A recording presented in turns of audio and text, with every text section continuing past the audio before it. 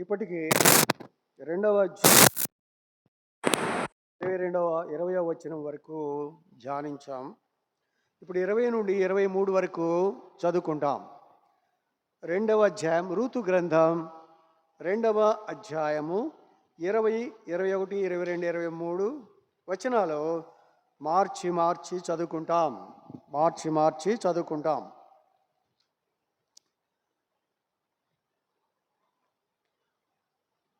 Naomi బ్రతికిన వారికని చచ్చిన వారికని ఉపకారము చేయటం మానని ఇతడు యెహోవా చేత ఆశీర్వదింపబడునుగా కానీ తన కోడలితో అనేను.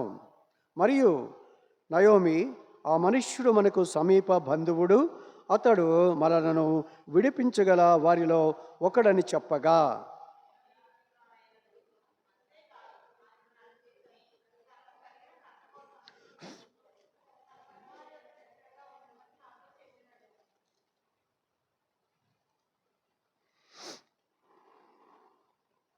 అప్పుడు నయోమి తన కోడలైన రూతుతో, నా కుమారి అతని పనికత్తెలతో కూడానే బయలుదేరుచు వేరొక చేనిలోనికి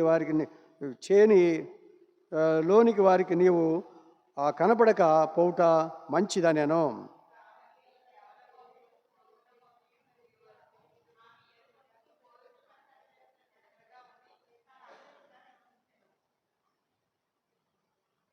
ప్రార్థన చేసుకున్నాం.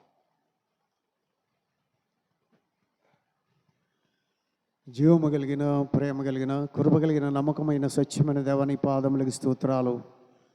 కృప కలిగిన నామంలో ఇంతవరకు కనికరించిన దేవుడివై, నీ నమ్మకమైన స్వచ్ఛమైన నామాన్ని బట్టి, అన్ని నామముల కంటే ఉన్నతముగా హెచ్చింపబడిన పూజనీయమైన నామాన్ని బట్టి నీకు వందనాలు, స్తుతులు, స్తోత్రాలు చెల్లించుకుంటున్నాను.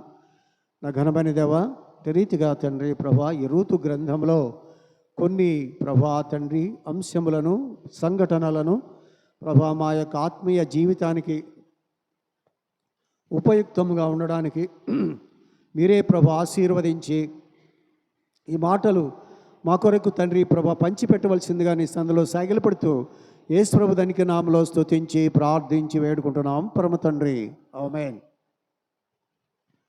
ఇక్కడ చెప్పబడినటువంటి లేఖన భాగముల విషయంలో ఒక విషయాన్ని పోయిన వారం చూసాము. ఏమిటి చూసాము? బ్రతికిన వారికని చచ్చిన వారికని ఉపకారము చేయుట మానని ఇతడు యెహోవా చేత ఆశీర్వదింపబడునుగాక అని తన కోడలితో అనేను అని చూసాము. అప్పుడు మనం ఏం చేసామంటే, చచ్చిన వారు, బ్రతికిన వారు, బ్రతుకుతూ ఉన్నటువంటి వారు, చావు బ్రతుకుల మధ్య కొట్లాడుతున్నటువంటి వారిని గురించి పోయినసారి చూసుకున్నాం. అతడు ఆశీర్వదింపబడునుగాక అని ఎవరంటున్నారు? నయోమి అంటుంది. నయోమి సమీప బంధువుడు కాబట్టి నయోమి సమస్తము బోయజును గురించి తెలుసుకున్నటువంటిదిగా ఉంది కాబట్టి ఆమె తన యొక్క తత్వాన్ని వివరించి చెప్పినటువంటిదిగా మనము చూస్తూ ఉంటున్నాం. ఆశీర్వదింపబడినగాక అని ఆవిడ దీవిస్తూ ఉంది. ఆవిడ శపింపబడినదై మోయాబు దేశానికి వెళ్ళి భర్తని, 2 కుమారుల్ని పోగొట్టుకొని, వార్ఫా అనేటువంటి కోడల్ని కూడా పోగొట్టుకొని అక్కడ హింసల పాలు పొంది, నన్ను నయోమి అనవద్దు, మారా అని అనండి. నయోమి అంటే మధురం, నేను ఇప్పుడు మధురంగా లేను కాబట్టి నన్ను చేదు అనండి అని ఆవిడ చెప్పుకున్నటువంటి పరిస్థితిలో ఆమె ఆశీర్వాదాన్ని కోల్పోయినటువంటిదిగా ఉన్నప్పుడు బెత్లెహేమును విడిచిపెట్టి, ఆశీర్వాదానికి రొట్టెల ఇల్లు అయినటువంటి బెత్లెహేమును విడిచిపెట్టి శాపగ్రస్తమైనటువంటి మోయాబుకి వెళ్ళిపోయినటువంటి కుటుంబము ఒక్కళ్ళే వెనక్కి తిరిగి వచ్చినటువంటి వారిగా మనం చూస్తున్నాం. 4 వెళ్ళారు, ఒక్కతే బయటకు వచ్చినటువంటిదిగా ఉంది. వస్తూ రూతుని తెచ్చుకుంది. ఆ రూతు ఆమెకు ఆధారమైంది, ఆదరణ అయింది, పోషకురాలైపోయింది. ఆమెకు సర్వస్వంలో సర్వస్వమై ఉన్నది. ఏమి చూసి వచ్చింది రూతు? ఏ ఆస్తి చూసి వచ్చింది? ఏ విధవరాలని చూసి వచ్చింది? చక్కగా పనిచేసి నాకు భోజనం పెడుతుందిలే అని వచ్చిందా? ఏం ఆశించి వచ్చింది అంటే రూతు వచ్చింది కేవలము అక్కడ ఉంటుంది, ఏముంటుంది?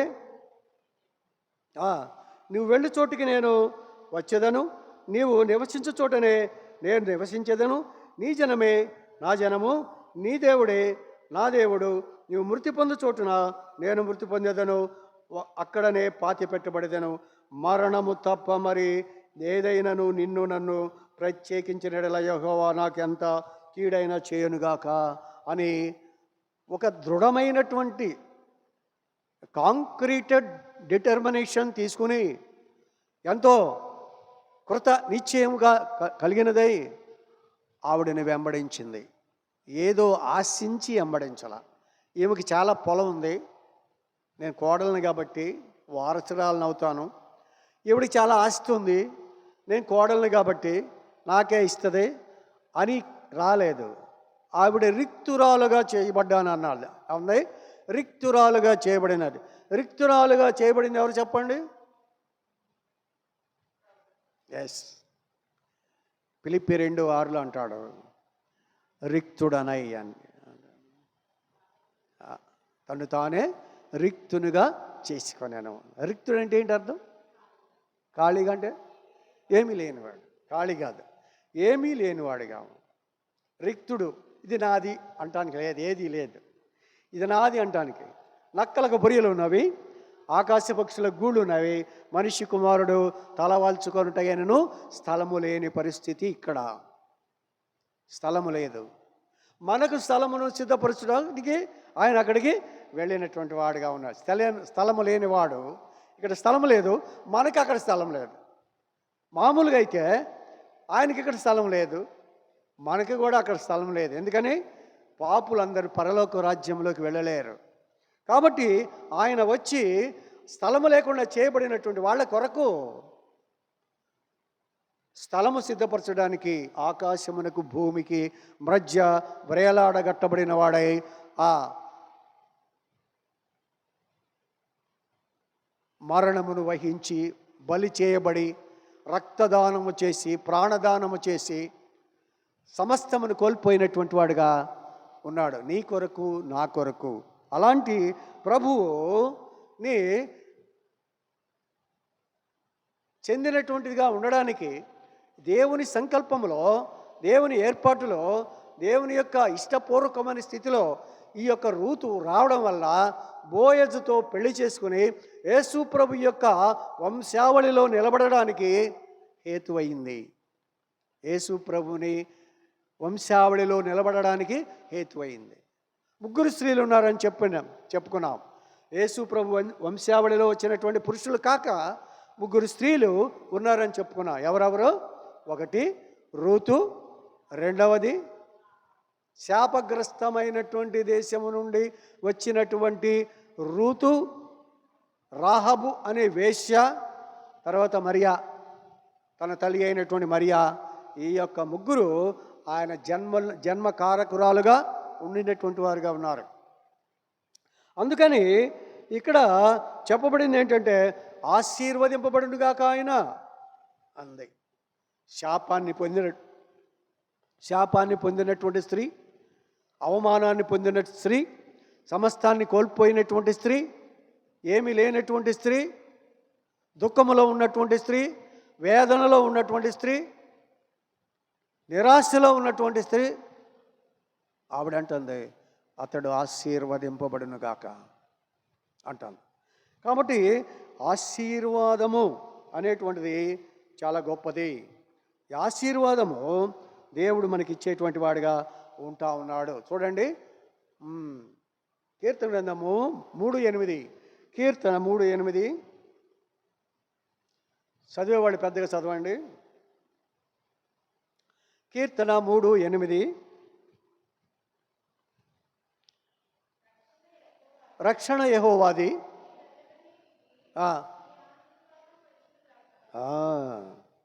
ఏంటంటే రక్షణ ఎవరిది?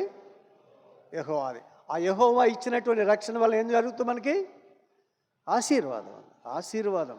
ఫస్ట్ అండ్ ఫార్మోస్ట్ బ్లెస్సింగ్ ఏంటంటే సాల్వేషన్. మొట్టమొదటిది రక్షణే ఆశీర్వాదం మనకి. ఇక మిగిలిన ఆశీర్వాదాలు కానీ తీయండి. ఎందుకండి నరకము నుండి పరలోకమునకు తీసుకువెళ్ళగలిగినటువంటిది ఒక్కటే రక్షణ. రక్షకుడు రక్షణ ఇచ్చినటువంటిదిగా ఉంది కాబట్టి ఆ యొక్క రక్షణ ఫస్ట్ బ్లెస్సింగ్ ఏంటంటే రక్షణ. నాశనము నుండి, నరకము నుండి, అగ్నిగుండము నుండి, యాతన నుండి తప్పింపబడి పరలోక రాజ్యములో దేవునితో కూడా ఉండేటువంటి ఆ ధన్యత దేవుడు అనుగ్రహించాడు కాబట్టి అది మొదటి ఆశీర్వాదము. కాబట్టి ఆ ఆశీర్వాదము ఆయనకు కలిగి ఉండునుగాక అని ఆశీర్వదించేదిగా ఉంది. మనం చూసినట్లయితే అక్కడ ఎంతగానో మరి నయోమి బోయజ్ను ఆశీర్వదించేటువంటిదిగా ఉంటా ఉంది. దేవుడు ఆశీర్వదించునుగాక.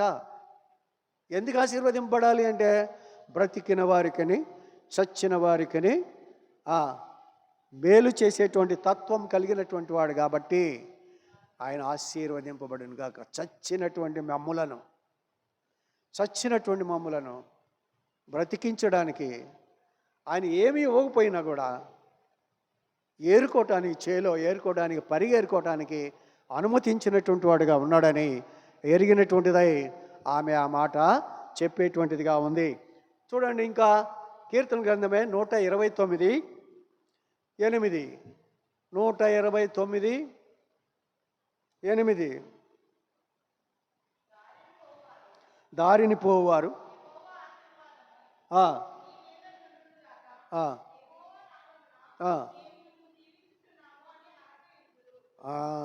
అనకుండా ఉంటారు. ఎవరంటే దారిని పోయేవారు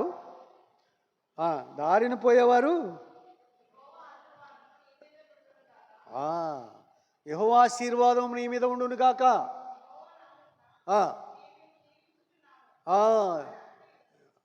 దీవించడం అనేటువంటిది, ఆశీర్వదించడం అనేటువంటిది అది ఎంతో గొప్ప ఆశీర్వాదం. దేవుడు కొందరు శపింపబడే వారినిగా దీవించకూడదు, ఆశీర్వదించకూడదు అని చెప్పాడు వాడుగా ఉన్నాడు. శపించబడినటువంటి వారిని, రక్షణ పొందినటువంటి వారిని, మంచి ప్రవర్తన కలిగినటువంటి వారిని, బోయేజు లాంటి వారిని ఆశీర్వదించేవాడుగా ఉంటాడని అక్కడ చెప్పబడతా ఉన్నటువంటిగా మనం చూస్తూ ఉన్నాం. చూడండి, సామెతల గ్రంథం 10వ అధ్యాయం 22వ వచనం. సామెతలు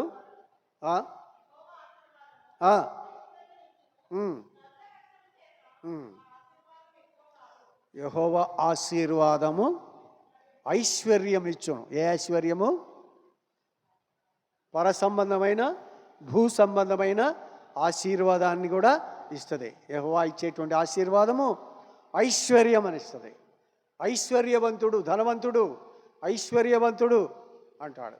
పర సంబంధముగా ఐశ్వర్యం ఉంటుంది, ఈ లోక సంబంధముగా ఐశ్వర్యం కూడా ఉంటుంది. ఈ యొక్క ఐశ్వర్యముని ఇచ్చేవాడుగా ఉన్నాడు.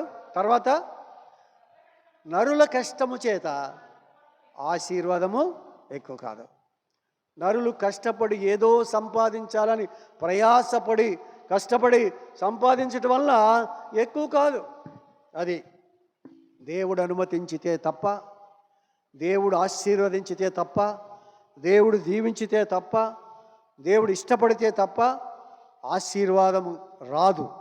నరుల యొక్క కష్టార్జితం వల్ల, కష్టపడడం వల్ల ఆశీర్వాదము వచ్చేటువంటిదిగా లేదు అని అక్కడ చెప్పబడతా ఉంది. చూడండి, పర సంబంధమైనటువంటి పరలోక ఆశీర్వాదాన్ని దేవుడు ఎలాగ ఇస్తున్నాడంటే ఎఫెసీ 1:3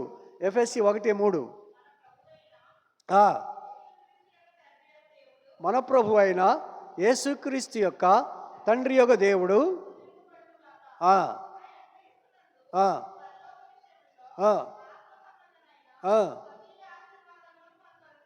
అది యేసుక్రీస్తు తండ్రి అయిన దేవుడు స్తుతింపబడునుగాక.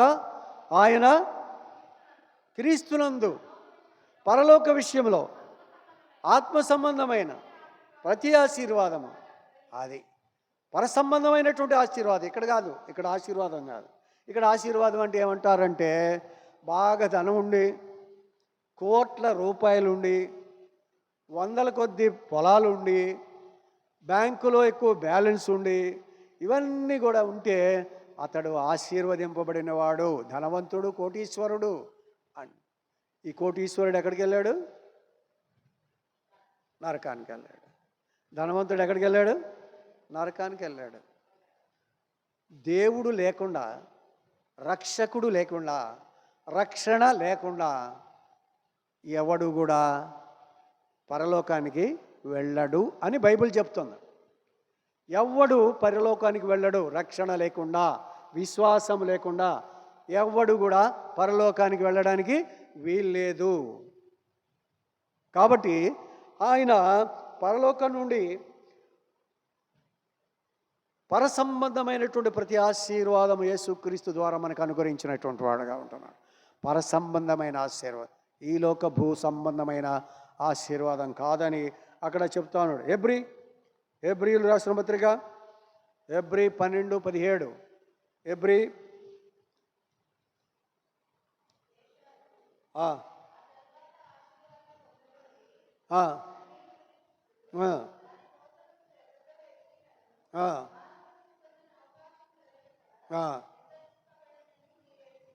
అది ఏశావు ఆశీర్వాదం పొందాలనుకున్నాడు. పొందాలనుకుంటే ఆయన పొందాలనుకోలేదు, తండ్రే ఏశావుని ఆశీర్వదించాలనుకున్నాడు. ఎందుకని? పెద్ద కుమారుడు కాబట్టి ఏశావుని ఆశీర్వదించాలని చెప్పి ఏశావుని పిలిచిన ఆయన మంచి వేటాడి మంచి జంతువుని తీసుకుని వచ్చి కూర వండి నాకు పెట్టు, నేను నిన్ను ఆశీర్వదిస్తాను అన్నాడు. ఎందుకంటే ఆయన వేటగాడు కాబట్టి, విలువిద్యలో నేర్పరితనం కలిగినటువంటి వాడు కాబట్టి ఆయన్ని ఏమన్నాడు? వచ్చి కూర. ఇదేం ఆశ?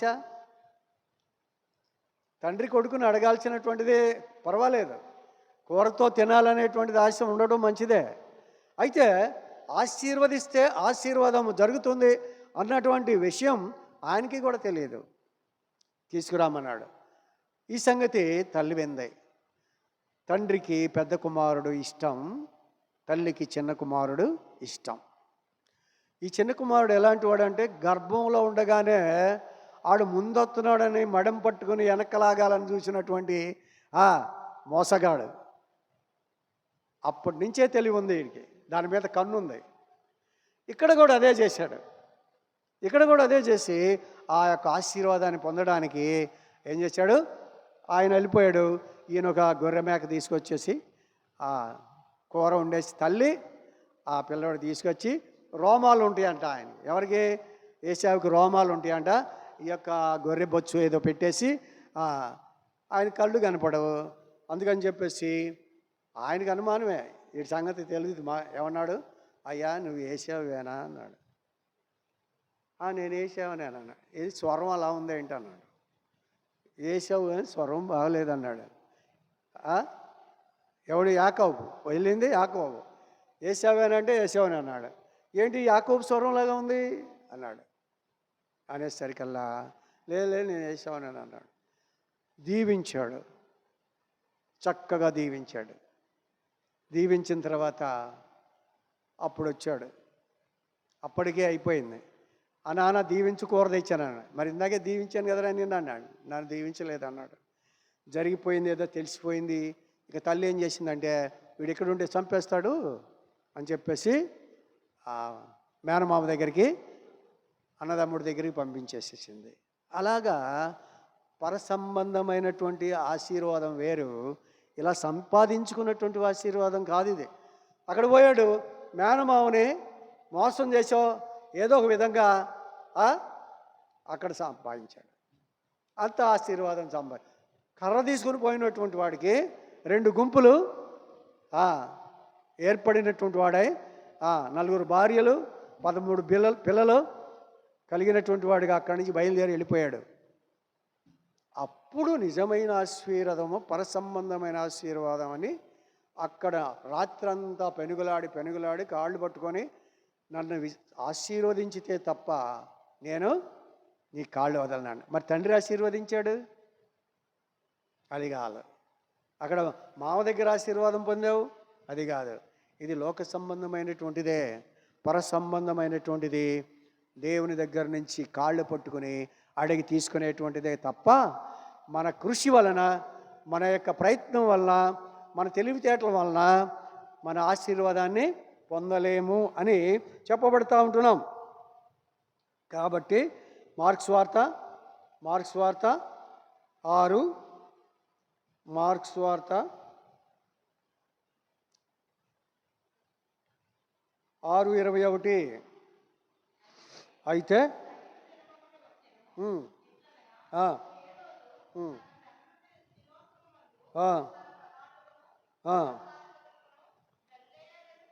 41 చదువు. అంతటా ఆయన 5 రొట్టెలను 2 చేపలను పట్టుకొని ఆకాశమపు కన్నులెత్తి ఆశీర్వదించి ఆ రొట్టెలు విరిచి వారికి వడ్డించుటకు తన శిష్యులకిచ్చి ఆ 2 చేపలను అందరికి పంచిపెట్టాను. వారందరూ తిని తృప్తి పొందిన తర్వాత మిగిలిన చేపలను, రొట్టె ముక్కలను 12 గంపెళ్ళు ఎత్తిరి. ఆ రొట్టెలు తినిన వారు 5,000 మంది పురుషులు. కాబట్టి ఈ విధముగా ఆశీర్వదించాడు దేవుడు వాటిని. ఇది దేవుని యొక్క ఆశీర్వాదం. 2 చేపలు 5 రొట్టెలు ఇలా పట్టుకోవచ్చు ఒక చేత్తో. 12 గంపళ్ళు అయినాయి మిగిలినవి. తిన్నవాళ్ళు 5,000 మంది తిన్నారు. ఎంత ఆశీర్వాదం అది! దేవుని చేతిలో ఉన్నటువంటి ఆశీర్వాదము ఎంతో ఘనమైనటువంటిది. ఇచ్చేటువంటి ఆశీర్వాదం, దేవుడిచ్చే ఆశీర్వాదము ఎంతో మరి విలువైనటువంటిది. ఎన్నటికని తరిగిపోయినటువంటి ఆశీర్వాదాన్ని దేవుడిచ్చేటువంటి వాడుగా ఉంటున్నాడు. కాబట్టి మనం ఎప్పుడు కూడా దేవుని యందు అచంచలమైనటువంటి విశ్వాసము కలిగి ఆయన్ని అడగవలసినటువంటి వారంగా ఉంటున్నాం. యెషయా గ్రంథము 51, యెషయా గ్రంథము 51:2. యెషయా గ్రంథం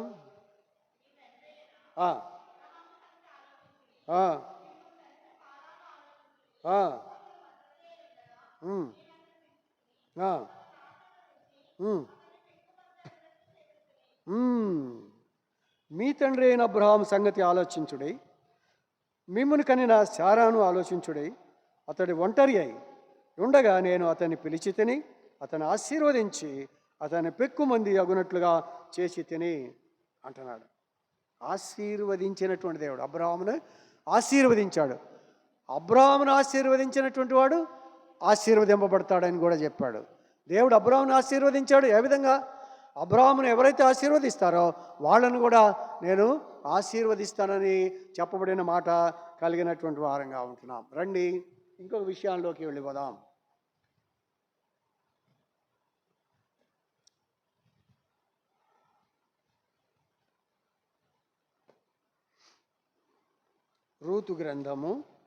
రూతు గ్రంథానికి రండి. ఇది మొన్న కొంతవరకు చూసినటువంటి వారంగా ఉంటున్నాం.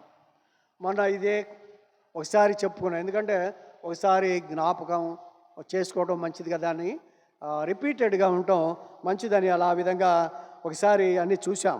రెండవది ఇక్కడ చూడాల్సింది ఏంటంటే, చూడండి, ఆశీర్వదించునుగా కానీ తన కోడలితో అనెను, మరియు నయోమి ఆ మనుష్యుడు మనకు సమీప బంధువుడు, అతడు మనలను విడిపింపగల వారిలో ఒకడని చెప్పగా. మనల్ని విడిపింపగలిగినటువంటి వాళ్ళు చాలామంది ఉన్నారు. వాళ్ళల్లో ఈయనొకడు. విడిపించటం అంటే పెళ్లి చేసుకోవటం. కిన్స్ మ్యాన్ అంటారు. సమీప బంధువుడిని ఏమంటారంటే కిన్స్ మ్యాన్ అంటారు. విడిపించేవాడిని ఏమంటారంటే రిడీమర్ అంటారు. రిడీమర్ అంటే విడిపించేవాడు. కిన్స్ మ్యాన్ అంటే సమీప బంధువు, మనకి సమీప బంధువు అన్నాడు. విడిపించగలవాడు, విడిపించగలిగినవాడు. ఈ విడిపించుట, విమోచించుట అనే దాని గురించి ప్రస్తుతం మనం విమోచకుడు అయినటువంటి ఎవరు? మనకి విమోచకుడు ఎవరు? మనకి విమోచకుడు ఎవరు? మన ప్రభువే మనల్ని విమోచించిన వెండి బంగారముల వంటి క్షయ వస్తువుల చేత మనం విమోచింపబడలేదు, కానీ అమూల్యమైన రక్తము ద్వారా, అనగా నిర్దోషమైన నిష్కళంకమైన రక్తము ద్వారా మనం విమోచింపబడి ఉన్నామని ఎరగరా అంట. క్రీస్తు రక్తము ద్వారా అని కూడా అంటాడు.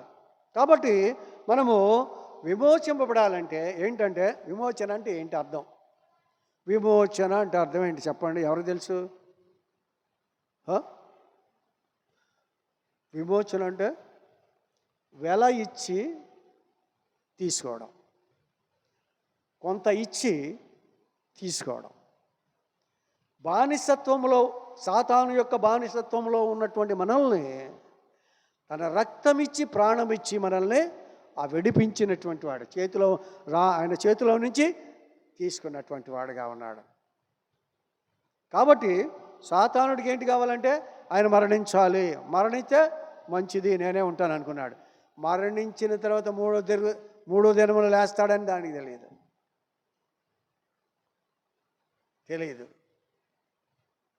అక్కడ పేతురు కూడా అదే మాట అన్నాడు, నీవు సజీవుడైన దేవుని కుమారుడు అంటే ఆయన అన్నాడు, ఇది తండ్రి అయిన దేవుడే, సజీవుడైన దేవుడి చేత నీకు బయలుపరచబడింది, కానీ నరుల వలన కలిగింది కాదంటాడు. అప్పుడు కాసేపు ఉన్న తర్వాత అంటాడు, నేను మరణిస్తాను, మరణించిన తర్వాత ఆ తర్వాత నేను పునరుత్థానుడనై పైకి వెళ్ళిపోతాను అని చెప్తే అంటాడు, ఆ మరణము నీకు రాకుండాను గాక అంటాడు. ఎవరు?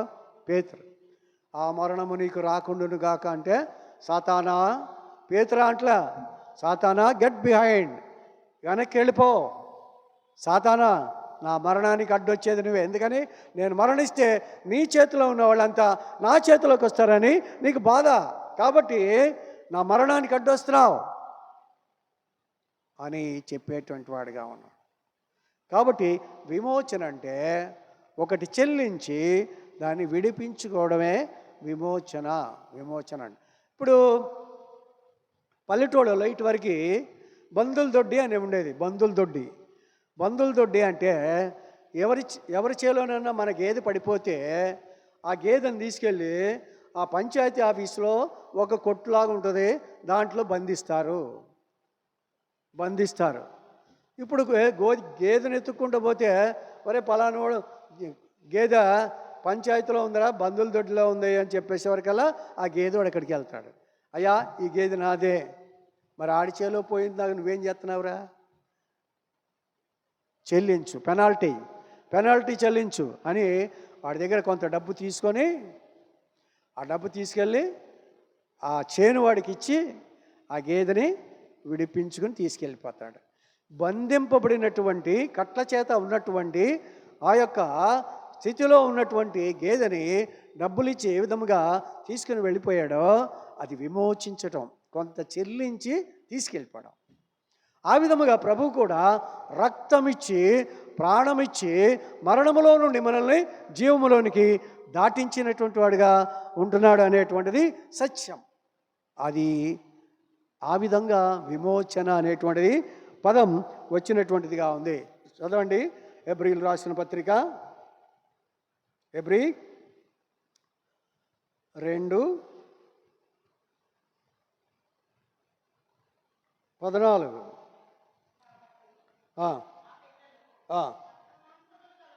రక్తమాంసములు గలవారైన మరణము యొక్క బలము గలవానిని, అనగా అపవాదిని మరణము ద్వారా నశింపజేయుటకును, జీవితకాలమంతయు మరణ భయము చేత దాస్యముకు లోబడిన వారిని విడిపించుటకును ఆయన కూడా రక్తమాంసములలో పాలివాడాయను.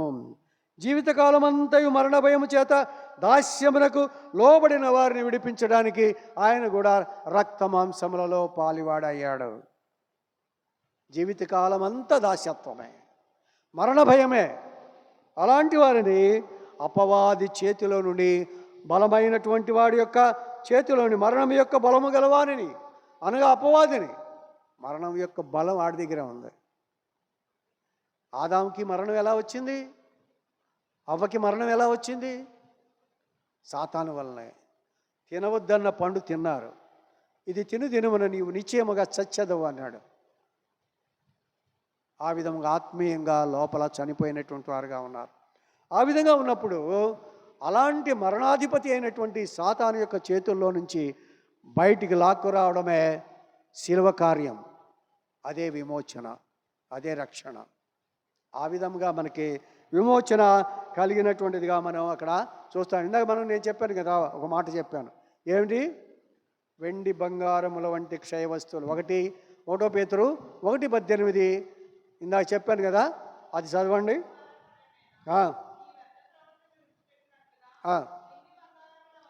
వెండి బంగారముల వంటి క్షయ వస్తువుల చేత విమోచింపబడలేదు కానీ అమూల్యమైన రక్తము చేత, అనగా నిర్దోషమును నిష్కళంకమునైన గొర్రెపిల్ల వంటి క్రీస్తు రక్తం వలన, అది క్రీస్తు రక్తం వలన, గొర్రెపిల్ల వంటి క్రీస్తు రక్తం వలన, నిర్దోషమైన నిష్కళంకమైన గొర్రెపిల్ల వంటి క్రీస్తు రక్తం వలన మనం విమోచింపబడ్డాం. కానీ వెండి బంగారము ఆ నశించిపోయేటువంటి వాటి వలన మనం విమోచింపబడలేదు. ఎంత డబ్బు అన్నాయి, ఎంత వెండి బంగారాలు అన్నాయి, రక్షణ రాదు, రక్షణ రాదు.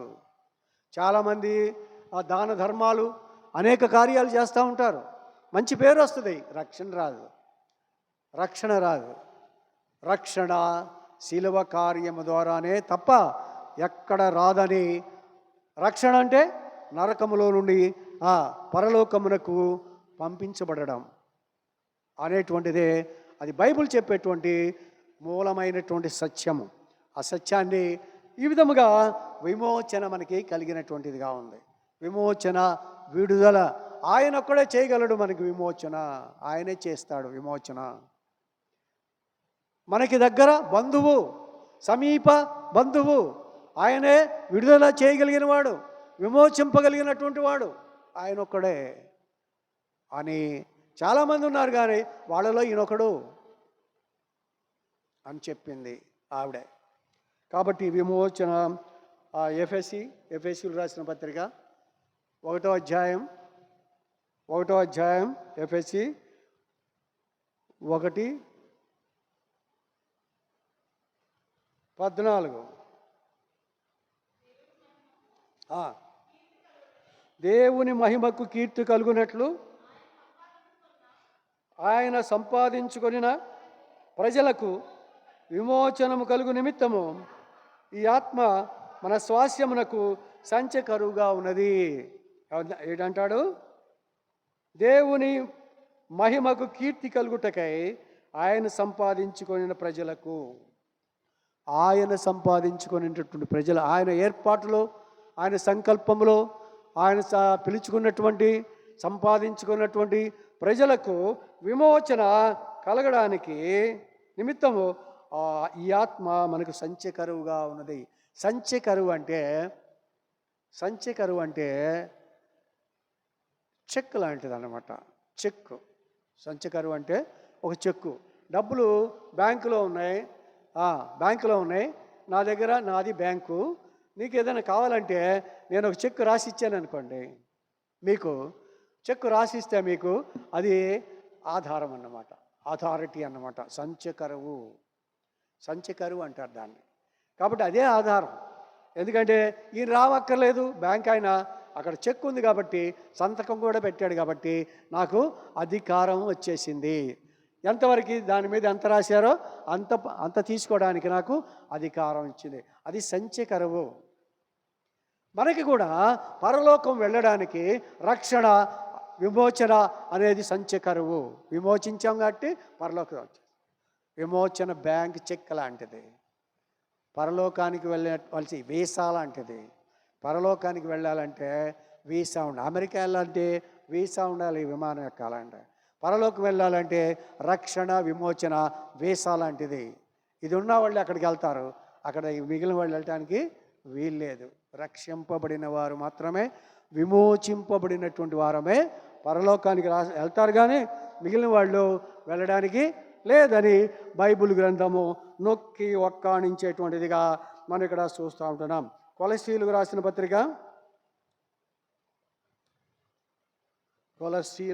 పత్రిక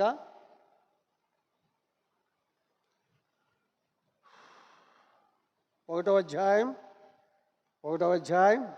20వ వచనము.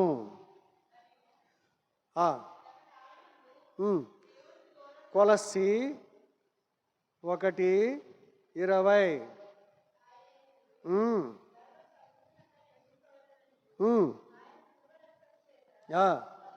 సంధి చేసి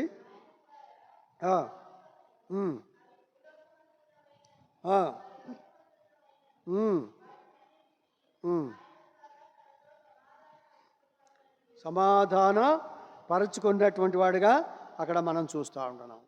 పరలోకములో ఉన్నవారిని కానీ భూలోకంలో ఉన్నవారు కానీ అవన్నీ కూడా వాటన్నిటినీ ఆయన ద్వారా తనతో సమాధానపరుచుకున్నాడు. ఇంక పైన అంటున్నాడు తండ్రికి అభీష్టమైంది అంటున్నాడు.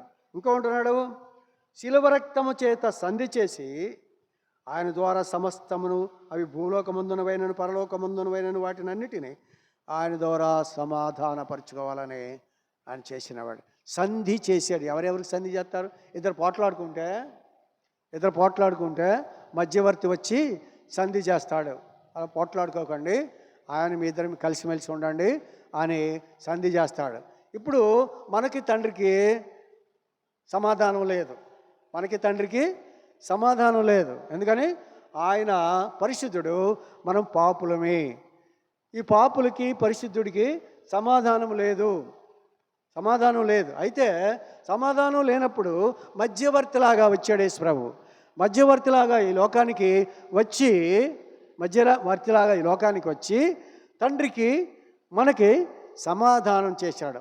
ఈ మన చేయి పట్టుకున్నాడు, ఆయన చేయి పట్టుకున్నాడు, ఆయన చేతిలో మన చెయ్యి పెట్టి సమాధానపరిచినటువంటి వాడుగా ఉన్నాడు. అందుకనే తండ్రి వీరేమి చేయించున్నారో వీరు ఎరుగరు కనుక వీరిని క్షమించు అంటున్నాడు. అంతేకాకుండా తండ్రికి ఆయన విన్నవించుకునేటువంటి వాడుగా ఉన్నాడు. కాబట్టి అందుకనే రోమా 5:1 చదువు.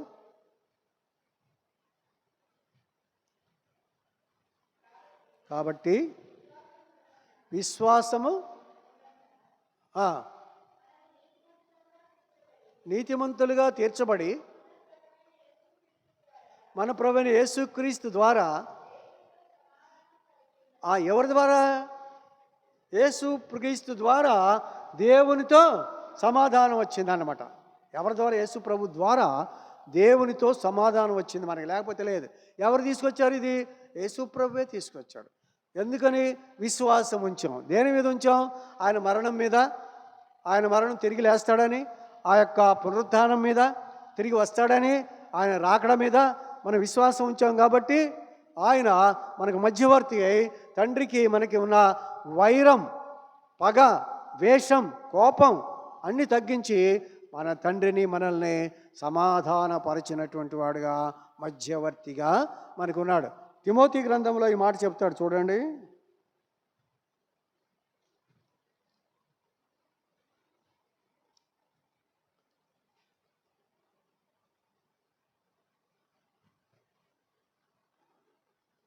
తిమోతి 1వ తిమోతి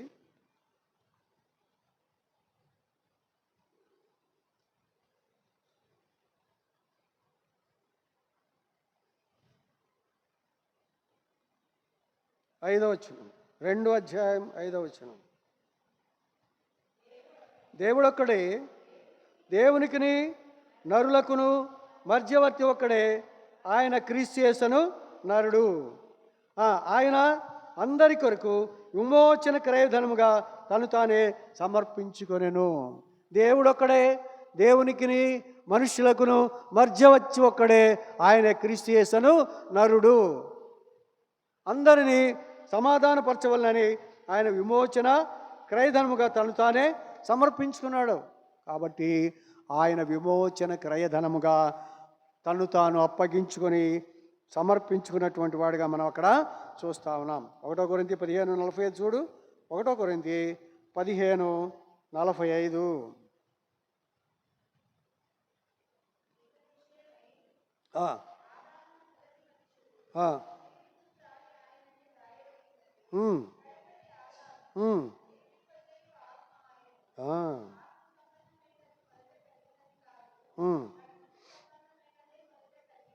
అది అవును. తర్వాత ఇప్పుడు ఏమంటున్నాడు? 45లో అంటాడు. 45 ఇందు విషయమై ఆదామును మొదటి మనుష్యుడు జీవించు ప్రాణి ఆయనని వ్రాయబడి ఉన్నది. కడపటి ఆదాము జీవింపజేయు ఆత్మ. అది మొదటి ఆదాములో ఏం జరిగింది? మొదటి ఆదాము ఎలాగా? మొదటి ఆదాము చేశాడంట, జీవించే ప్రాణయ్యాడు. జీవించే ప్రాణయ్యాడంటే చచ్చిపోవచ్చు అన్నమాట. రెండవ ఆదాము జీవింపజేసేటువంటి ప్రాణయ్యాడు. మనం ఎల్లకాలము జీవించాలంటే రెండవ ఆదాము దగ్గరికి వెళ్ళాలి. మధ్యలో చచ్చిపోవటం అయితే మొదటి ఆదాము వలన కలిగేది. ఎందుకంటే తెచ్చాడు కాబట్టి, ఆయనే తెచ్చాడుగా మరణం. ఆ మరణాన్ని బట్టి మనకి మరణ సంప్రాప్తమైనటువంటిదిగా ఉంది. అందుకని రోమాపత్రిక ఈ 12వ అధ్యాయంలో తీయండి రోమా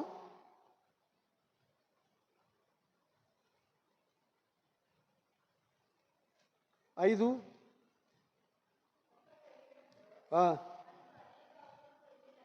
కాదు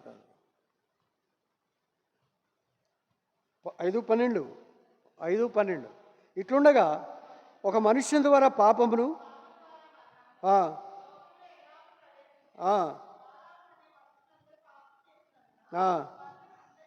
ఒక మనుష్యుడు తెచ్చినటువంటి పాపం ఎంతమందికి వచ్చింది? అందరికీ సంప్రాప్తమైంది. ఒక మనుష్యుడు పాపం తెచ్చి అందరికీ పంచిపెట్టాడు. ఒక మనుష్యుడు ఏం చేశాడు?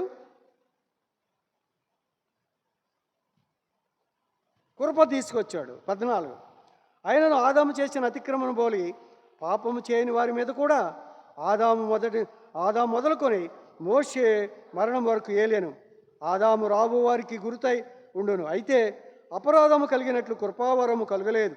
ఎట్లనగా ఒకని అపరాధం వలన అనేకులు చనిపోయిన ఎడల మరి ఎక్కువగా దేవుని యొక్క కృప యేసుక్రీస్తును ఒక మనుష్యుని కృపచేతనైన దానమును అనేకులకు విస్తరించెను. మరియు పాపము చేసిన ఒకని వలన శిక్షావిధి కలుగునట్లు ఆ దానము కలగలేదు. ఏలైనగా తీర్పు ఒక్క అపరాధ మూలముగా వచ్చినదై శిక్షావిధికి కారణమాయను. కృపావరమైతే అనేకమైన అపరాధములను మూలముగా వచ్చినదై మనుషులకు నీతిమంతులుగా తీర్చబడదు. అపరాధము ఒకటి తీసుకొచ్చాడు, కృప ఒకటి తీసుకొచ్చాడు. మొదటి ఆదాము అపరాధము తీసుకొచ్చాడు, పాపం తీసుకొచ్చాడు. రెండవ ఆదాము కృపని తీసుకొచ్చాడు.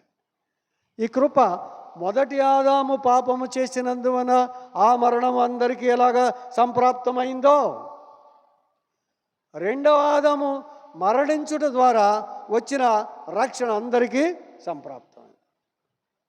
అందరికీ వచ్చేసింది. అక్కడ నుంచి ఎవరైతే అంగీకరిస్తారో వారందరికీ కూడా ఈ యొక్క రక్షణ వచ్చినటువంటిదిగా ఉంది. ఆ కృప అందరినీ వెంటాడేటువంటిదిగా ఉంది. కాబట్టి ఆ విధముగా మనం అందరం కృపచేత రక్షింపబడినటువంటి వారముగా ఉన్నాం. కృపచేత రక్షణ పొందినటువంటి వారం. పాపం వలన మరణం వచ్చింది, కృపచేత రక్షణ వచ్చినట్లుగా మోర్చు. 2 మాటలు చూసుకుని ఆపేస్తాను. రోమీయులకు రాసిన పత్రిక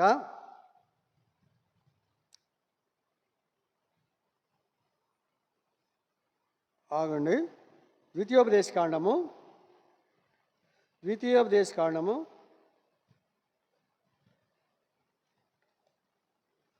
21:8 ద్వితీయోపదేశకాండం.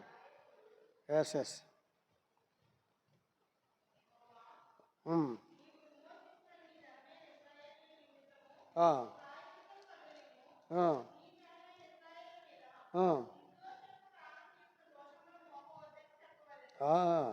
యెహోవా నీవు విమోచించిన నీ జనమైన ఇశ్రాయేలు నిమిత్తము ప్రాయశ్చిత్తము కలుగనిమ్ము. ప్రాయశ్చిత్తం కలగాలి. ప్రాయశ్చిత్తం అంటే ఏంటి? ప్రాయశ్చిత్తం బదులుగా ఇచ్చేటువంటిదే ప్రాయశ్చిత్తం అంటే. ప్రాయశ్చిత్తము కలుగనిమ్ము.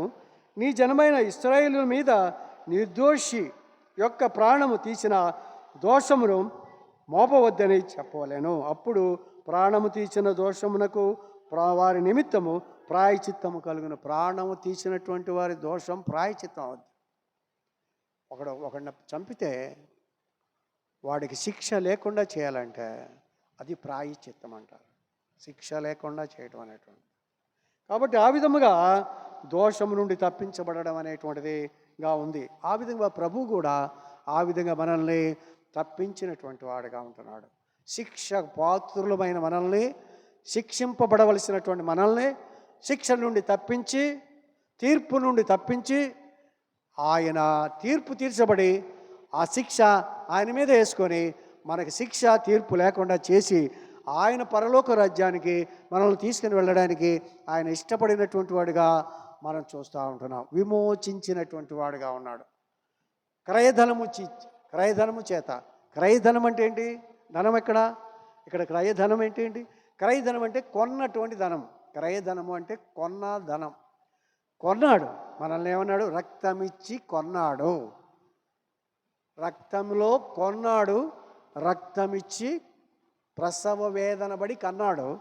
శిలువలో రక్తమిచ్చి కొన్నాడు. రక్తధారల చేత మనల్ని కొన్నాడు. శిలువలో ప్రసవ వేదన పడి కన్నాడు. కనినవాడాయనే, కొనినవాడాయనే. ఆ విధంగా మనకి సాతాను దగ్గర నుంచి విమోచించి దేవుని యొక్క రాజ్యానికి వెళ్ళటానికి దేవునితోటి మనకి సమాధానపరిచినటువంటి వాడిగా కూడా ఉన్నాడు. ఇక్కడ సాతాను చేతిలోని తప్పించడమే కాకుండా దేవునితో కూడా సమాధానపరిచి ఆయన కోపం తగ్గించినటువంటి వాడుగా ఉన్నాడు. ఇక్కడి నుంచి తీస్తే సాతానుడు కోపపడ్డాడు. అక్కడికి పంపిస్తే దేవుడి కోపం ఆరిపోయింది. అది దేవుడు చేసినటువంటి యేసు ప్రభు చేసిన గొప్ప విమోచన కార్యము. ఆ విధంగా చూస్తే అప్పుడు ఏమంటుంది ఆవిడ? ఇతడు ఆశీర్వదింపబడును గాక. రెండవ మాట ఏముంది? ఇతడు సమీప బంధువుడు, మనల్ని సమీప బంధువుడు విడిపింపగలిగినటువంటి వాడు. ఆ తర్వాత ఎలా విడిపిస్తాడో ఆ తర్వాత చూద్దాం. రండి ప్రార్థన చేసుకుందాం.